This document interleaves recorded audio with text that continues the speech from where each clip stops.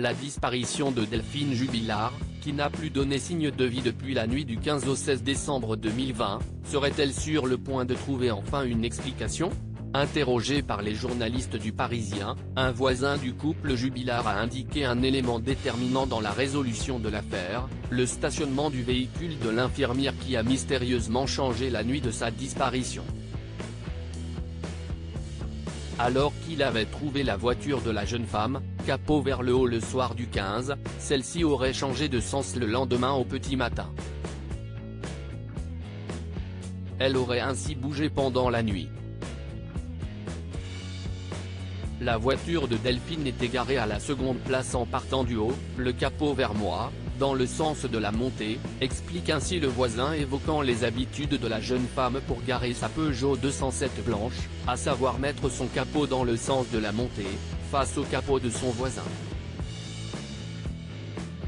La veille, j'ai fait le créneau et je me suis garé normalement, développe-t-il. Pourtant le 16 décembre 2020, la voiture de Delphine Jubilard n'était plus dans le même sens puisque le véhicule du voisin était désormais face au coffre de la voiture. De plus, la voiture de l'infirmière de 33 ans était garée très proche de son propre véhicule. Le matin, ma fille était sur le côté le temps que je manœuvre, et je me dis, ils m'ont collé ce coup-ci, et je voyais le siège auto. Avant, je ne voyais jamais le siège auto. Je me suis dit, si est bizarre, ils se sont garés autrement, poursuit l'homme.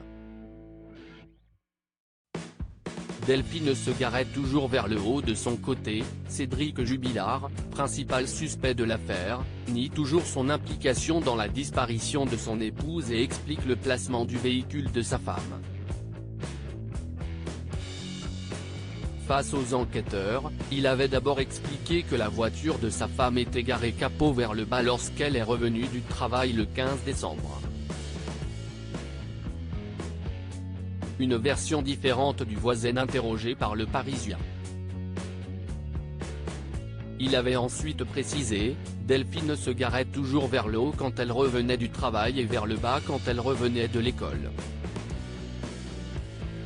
Pour rappel, un autre véhicule, soupçonné d'avoir transporté le corps de l'infirmière, avait été analysé par les enquêteurs, une voiture blanche appartenant à un ami du peintre plaquiste. Les résultats n'ont par la suite pas permis de confirmer la présence de l'infirmière de 33 ans dans ce véhicule.